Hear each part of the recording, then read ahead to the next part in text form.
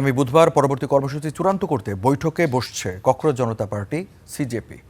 মহারাষ্ট্রের সম্ভাজিনগরে সংগঠনটির শীর্ষ নেতাদের এই বৈঠকে যন্তর মন্তরের আন্দোলনের পরবর্তী রূপরেখা নির্ধারণ করা হবে।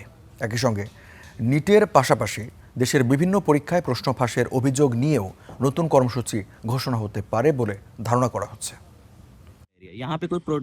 কেন্দ্রীয় শিক্ষামন্ত্রী ধর্মেন্দ্র প্রধানের পদত্যাগের পর আন্দোলন থেকে সাময়িক বিরতি নিয়েছিল ককরোচ জনতা পার্টি। এবার পরবর্তী কর্মসূচি ঠিক করতে আগামী বুধবার মহারাষ্ট্রের সম্ভাজিনগরে বৈঠকে বসছেন সিজেপির প্রতিষ্ঠাতা অভিজিৎ দীপকে এবং সংগঠনটির শীর্ষ নেতারা।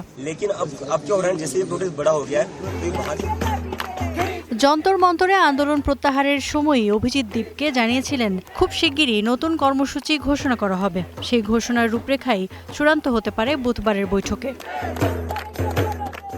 সূত্র বলছে, দীর্ঘ আন্দোলনের পর সংগঠনের কর্মী ও স্বেচ্ছাসেবকদের দেশের বিভিন্ন প্রান্তের শিক্ষার্থীদের সাথে কথা বলে তাদের মতামত ও প্রস্তাব সংগ্রহ করতে বলা হয়। বুধবারের বৈঠকে সেই মতামতই তুলে ধরা হবে নেতৃত্বের সামনে।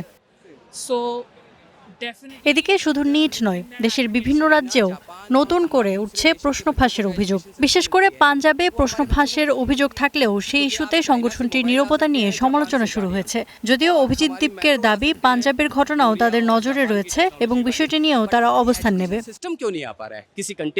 অনেকের ধারণা, আসন্ন বৈঠকে শুধু নিট নয়, বিভিন্ন রাজ্যে প্রশ্ন ফাঁসের অভিযোগকে কেন্দ্র করে একটি সর্বভারতীয় আন্দোলনের রূপরেখা তৈরি করতে পারে সিজেপি।